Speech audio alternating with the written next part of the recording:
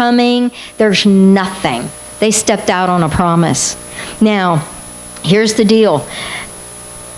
Y'all got the picture in your head, right? Of how desperate this situation is with your women and children, and you've moved them there, and you're rich and wealthy, and you're a yuppie, pretty much, okay? And I'm sure they were tough, but you know what I'm saying.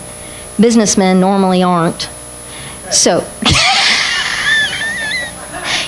back then, baby, back then. Anywho, they didn't work the farms is what I'm trying to say. They didn't build up the muscles in the farms. Okay, hard labor. All right, so, I just lost my train of thought. Businessmen, let me see if I see anything. Okay, dire situation here. And the malaria, the mosquitoes, the infestation, it's a swampland. It's not inhabitable. And this is what we've bought with our money. And we're in a mess, and there's nobody to call for help. And instead of sitting down, listen to me, instead of sitting down and crying and go, oh dear Lord, we missed it. This must not have been God's timing at all. Yeah, we heard it, we caught the vision, but we should have waited. What were we thinking? Coming out here by ourselves. We have gotten so far off what God wanted for us. They did not cry those tears. You hear me? You know what they did? They got down and they started praying. God, you had a promise for us. And God, you said you would bring us back to this land, and we feel it burning in us, and here we are. What do you want us to do? This is what we're facing. This is what we're up against. God, you have to have a plan. What do you want us to do? How do we fix this? Wow. Come on, people. We got to get this. We got to get this. We don't know what America's going to face, and it don't matter. You and I can say, okay, God, you birthed us here for such a time as this. What do you want us to do? What do you want from us, God? You got a plan. We're your children. We're the light of the world, and we're supposed to show the rest of the world how to be victorious during dark times, during troubled times. You have a plan for your children. What is the plan, God? That's it. And one of the men goes, I know what to do. And it came from God, He said, we're going to order eucalyptus trees from Egypt, and we're going to have them shipped in here, and we're going to plant them eucalyptus trees, and those eucalyptus trees, they sucked up all the water. And there's Tel Aviv today. Largest city in the country. The most thriving city in the country. Because they didn't cry and say we must have missed it. Do we understand taking kingdom territory? This is taking kingdom territory. And we've been called to do that. We've been called to step out and go, God, what's the plan? God, we got an area over here where there's trouble and there's situations and there's unrest and there's unlove and there's division going on. God, what's the plan? And hang on and don't let go. And this, people, is the result. In whatever form or fashion, it's flourishing, it's turnaround, it's God's hand at work when somebody will say, you gave the promise, you just show us what to do, we're your hands and feet, and we're ready, we believe. Oh yeah! Awesome! I'm sure y'all probably felt the same way. When the first time we landed in Tel Aviv after watching the news, and seeing camel people and, desert and all of that, I had no idea that we were going to land at an international airport in Tel Aviv and an 8-lane highway. Bumper to bumper traffic. And we were all like, what? What? Now on that 8-lane highway, bumper to bumper traffic, were people on camels. On the side of the road.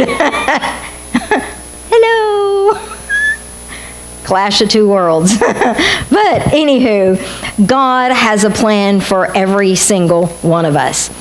Now, they are flourishing, not just Tel Aviv, but now the entire nation, flourishing just like God promised they would. And we don't have time tonight to go over the scriptures, and they're flourishing in the middle of war after war, after war, after attack, after uprising, and they're not just surviving, they're thriving. They are excelling. They have more Pulitzer Prize winners in Israel per capita than any other nation in the world.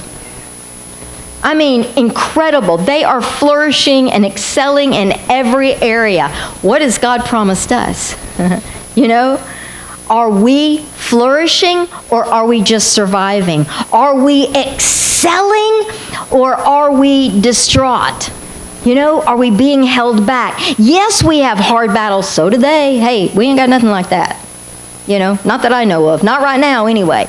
I mean, there's nothing that they've been through that we've had to experience thus far.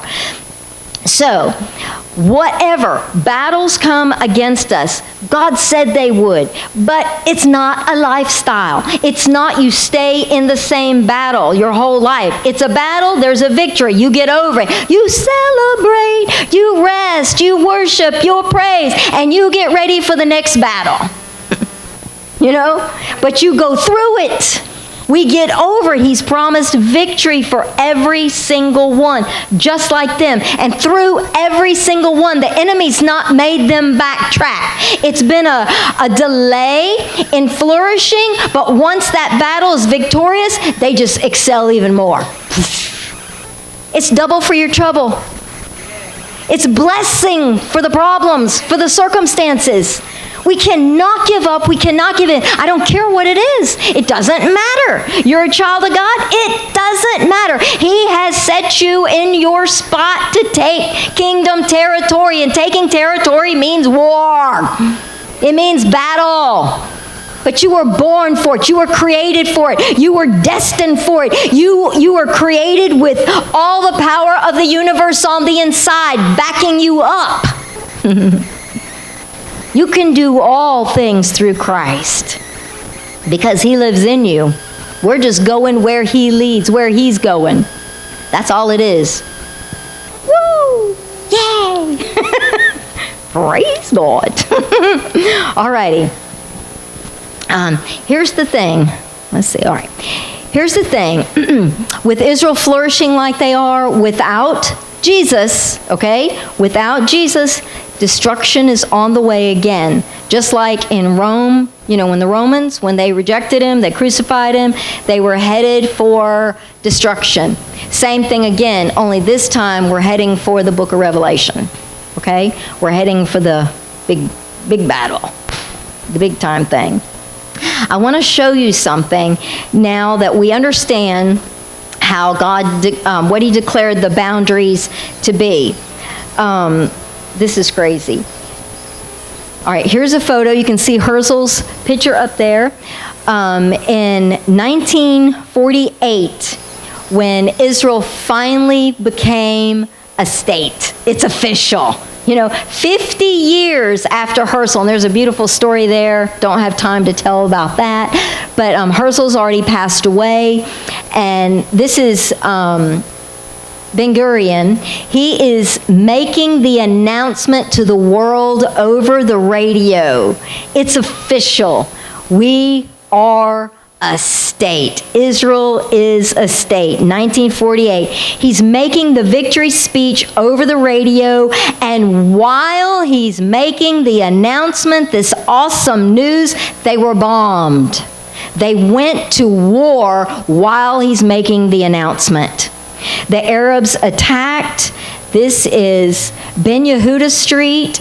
And I'm sure y'all been to Israel. You shop this street. If y'all go with us, we will shop this gorgeous street. But this is just one of the areas that they bombed and attacked. And the military odds in this attack, all right? I want to show you. Remember I told you how bad it was when they moved in. 50 years later, they still don't really have a military because nobody's for Israel. The whole world has not really helped them up until the United States. So when the flag was raised for Israel, the Israeli flag, the Arabs rallied and attacked, outnumbering the Jews 100 to 1 in people, 40 to 1 in troops, 1,000 to 1 in military equipment, and 5,000 to 1 in land. When Britain left Israel, the Jews were on their own with 1 rifle to every 5 soldiers and no artillery. That was what they were facing. And you saw the street and how it was bombed. Okay, the war ended. That was 48. In 49, the war ended. Do you see the odds? It ended in a year with these boundaries. What is in green? This is the land that Israel conquered. This is what they took control of in the green. With those odds, with no artillery. Only God in a year. Only God in a year, people. Come on. This is awesome. But they still did not have this thing right here, the backwards looking B. That is the West Bank that you hear so much about. You can see it's a huge chunk of Israel. And here's the deal. The West Bank, right on the tip of the West Bank, on the border, is Jerusalem. So, although they conquered all of this, took control of it, they did not have Jerusalem. The walls of Jerusalem were included in the West Bank, and they did not gain control of that.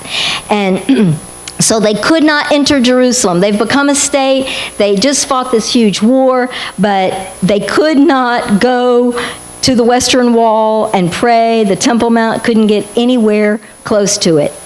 18 years later, in 1967, the surrounding enemies. Okay, what is green is occupied by Israel, the West Bank. Remember the picture? Okay, so you have the pink here. This is a demilitarized zone. I don't know if you can read it. And the old city, Jerusalem, is Jordanian, okay? The red line is the line of division. So 1967 war, the 6-day war, they declared war on Israel. I'm sorry, let me show you this. Okay, so they could not see the old city. I forgot I had this picture.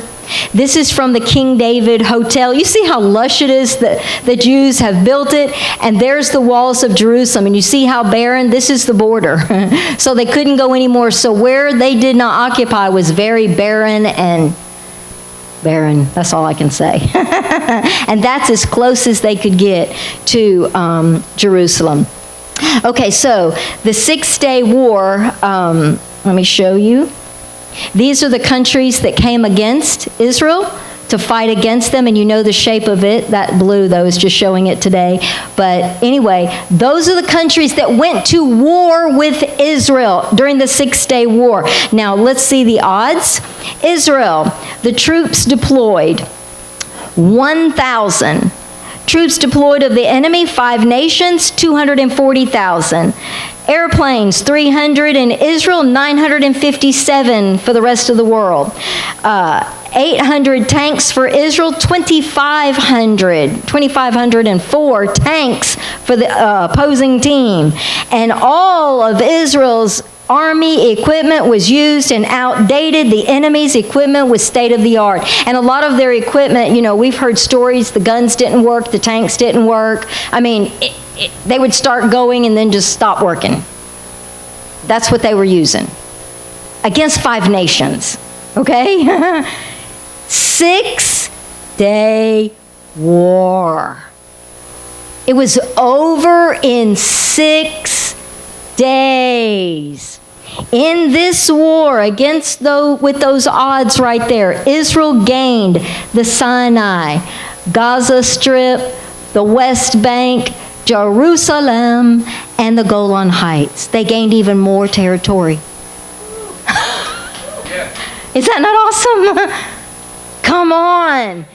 And the odds were crazy. And they could have ran and hid and surrendered and said no. No, God had a plan. God had a prophecy. Come on, you're going to flourish. Don't be afraid of the enemy. I don't care what Goliath looks like. I don't care how many comes and invades your land. It doesn't matter. If God is for you, who can be against you?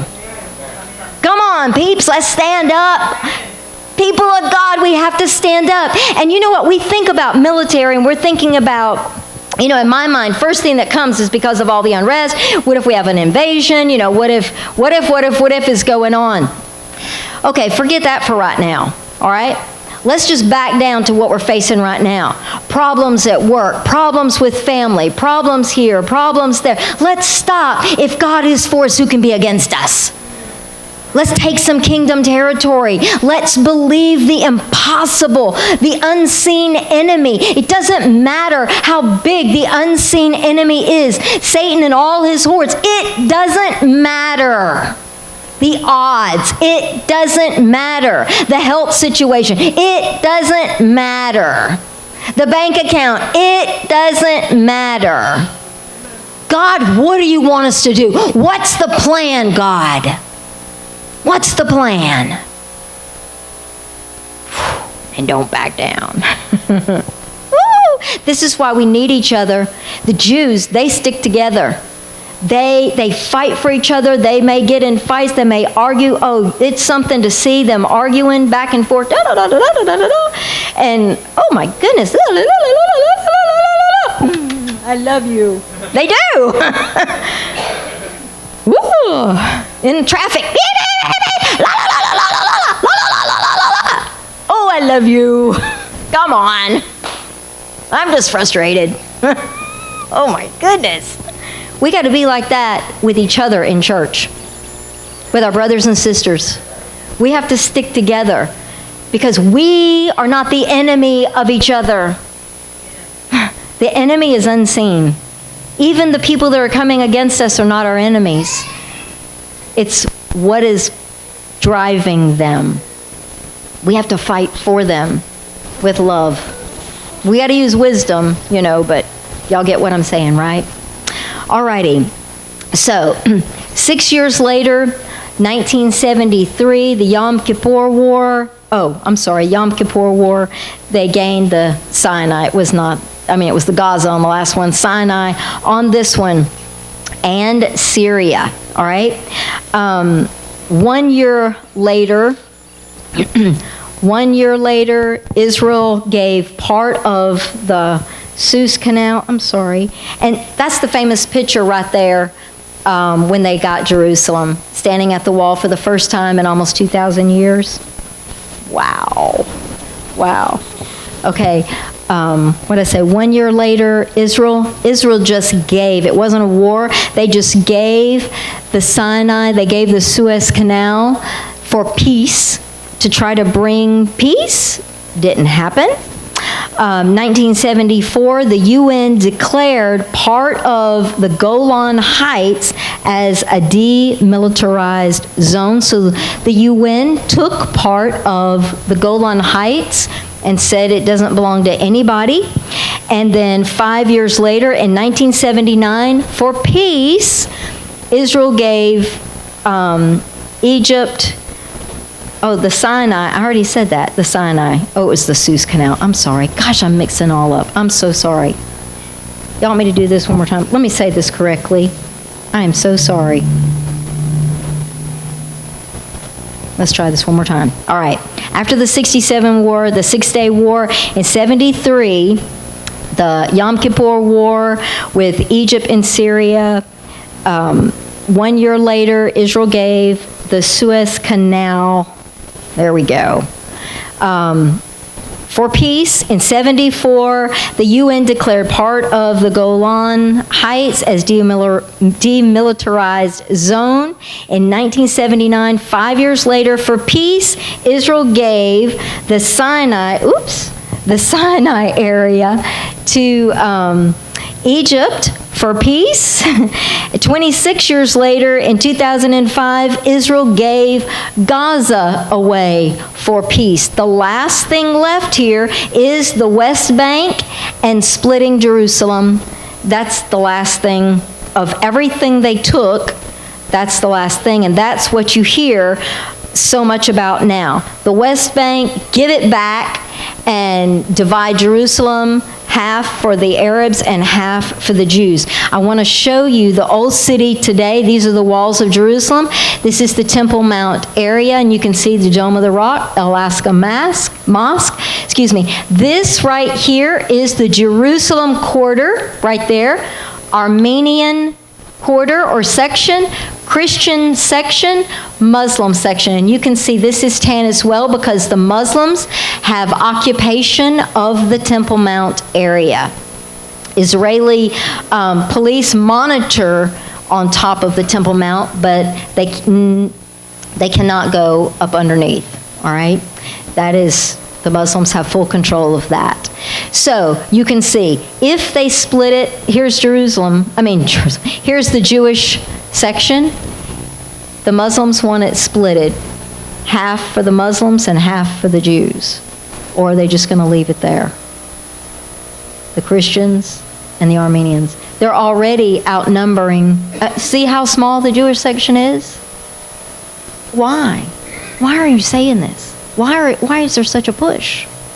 Because the enemy wants full control of the Temple Mount. Full control, okay? What is happening today? We're going to go in a whole different direction of what I normally would. Huh? Somebody say something? No? Yes? Okay. Okay, what is happening today, right now? The Temple Mount area, I want to show you. I told you last week, there are Muslims we are very good friends with. They're not all radicals. They're not all scary people. But I want to show you on the Temple Mount. These are the Muslims. These aren't cars. These are Muslims kneeling to pray. Okay. We were told while we were there and we were there when they were heading up there to pray, and it was like we were going to be trampled if you didn't get out of the way. I mean, you had to get in a doorway and do this number here and hold on to each other. There was a whole group of us, 16. We literally had to hang on to each other so we weren't ripped apart, leaning up against the walls because they were stampeding up to the Temple Mount. They mean business when they go pray. Mm-hmm. And so anyway, when they go up there to pray, there can be 1 million up there at a time. That's a lot of people. Wow. I mean, Lord, squished in. So anyway, you can't even imagine what that's like when you get there. Now, I want to show you. This is the shot that we go to, that we start off with every week. This is the Eastern Gate. This is the Mount of Olives over here. These obviously are the walls of Jerusalem. That is the Dome of the Rock, if you're not aware, the Muslim mosque that is on the Temple Mount. This right here is the Alaska Mosque that is up there as well. This isn't very big for them to fit in. They do a lot of praying and whatever in this one here, okay? So, and the southern steps are right here, where they used to enter into the temple, and that'll be for another teaching. But the two mosques is what I wanted you to see. What is happening now? Yes, ma'am. Yes. We were there, at certain times of the day. Yeah. Remember in the morning. Yeah. The chanting over the loudspeakers. Yeah. Yes.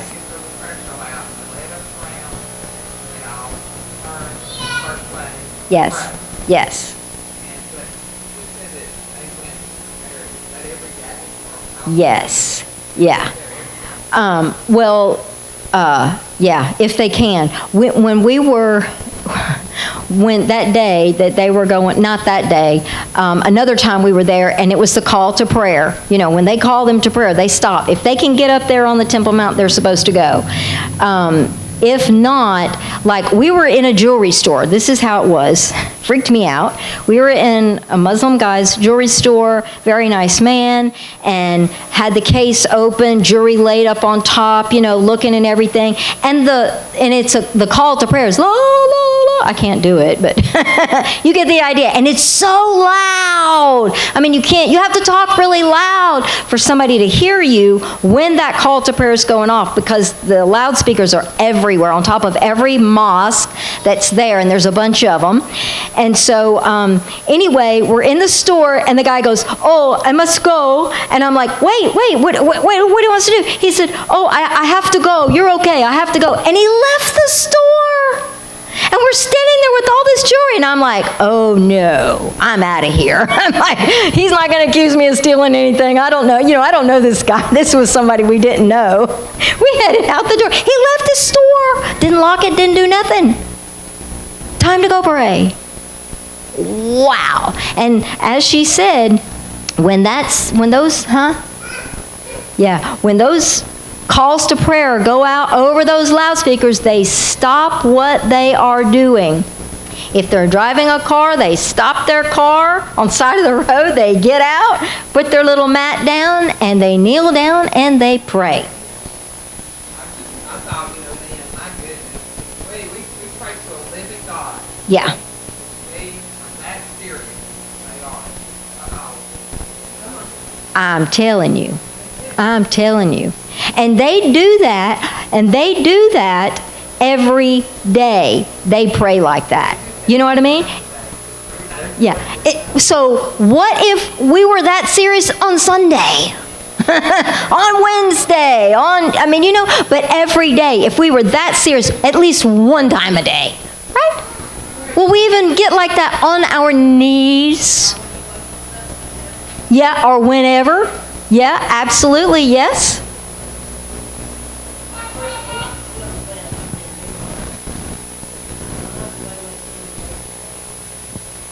Why do they let so many Muslims stay in Israel?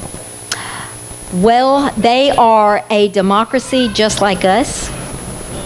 I know. Right. Exactly. No, I get it. Right. Right. Right. I know. And yeah. No. I know. And see, that's so much of the issues, the tension that's over there. The Muslims, and I don't want to say anything bad against the non-radicals in particular. The radicals, they're just, woo. Yeah, that's what I'm fixing to show y'all. Yeah, no, seriously. That's what's happening today. This is why I changed the whole direction of this, because it's fitting in with what we're living through right now. And they're in the Knesset, they're in the government, as well.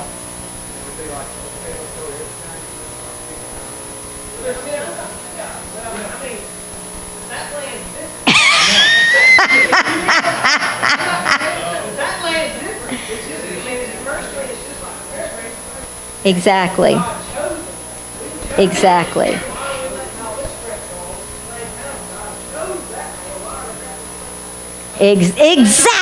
Okay, go ahead. There you go.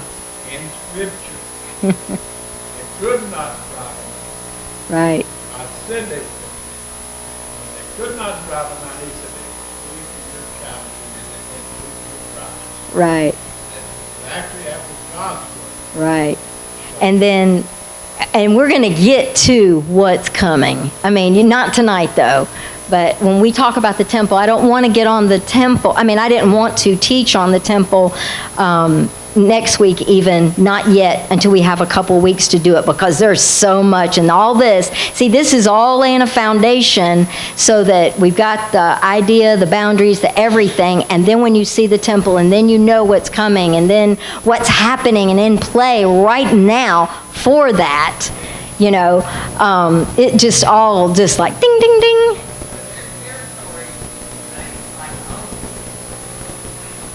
You're talking about the Muslims? The Jews, the Arabs? Yeah.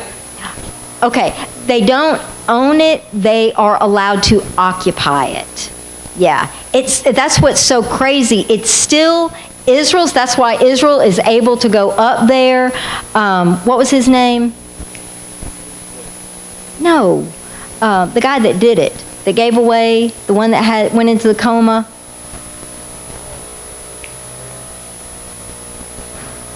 Whatever.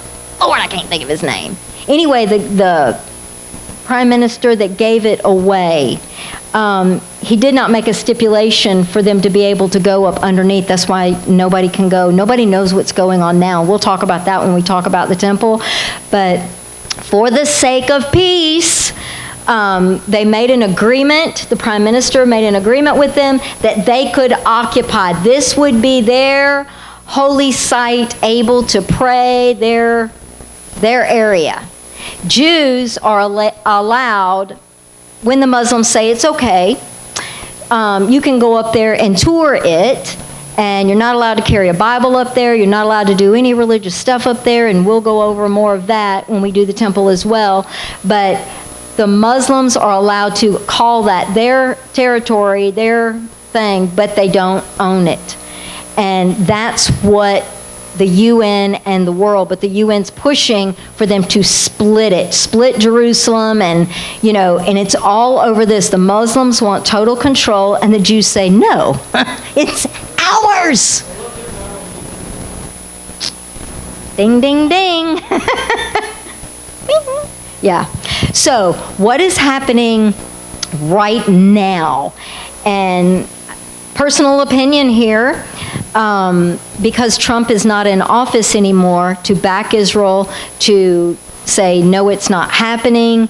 I believe there's more and more uprisings going to take place. So there's uprising that's happened in Israel. There's a holiday in Islam that's called Ramadan. And if you're not familiar with it, it's I think a 28-day or a 30-day holiday where they fast the whole month. And they fast from sunup to sundown, and they really, really do this, trust me. And they don't eat anything, and they are supposed to study more, they're supposed to pray more, they're supposed to seek Islam, you know, the religion more, and just get more in depth in it, consecrating themselves even deeper into Islam. So Ramadan is from, I think it's April the 12th through May the 12th, I believe is what the date is. And at the beginning of Ramadan this year, let me get my little paper out here so I won't say anything wrong. Let's see. Okay. At the Damascus Gate, which is around on the other side, Jerusalem has gates coming in and out of it, like that's the eastern gate. The Damascus Gate is over on this side, and the area inside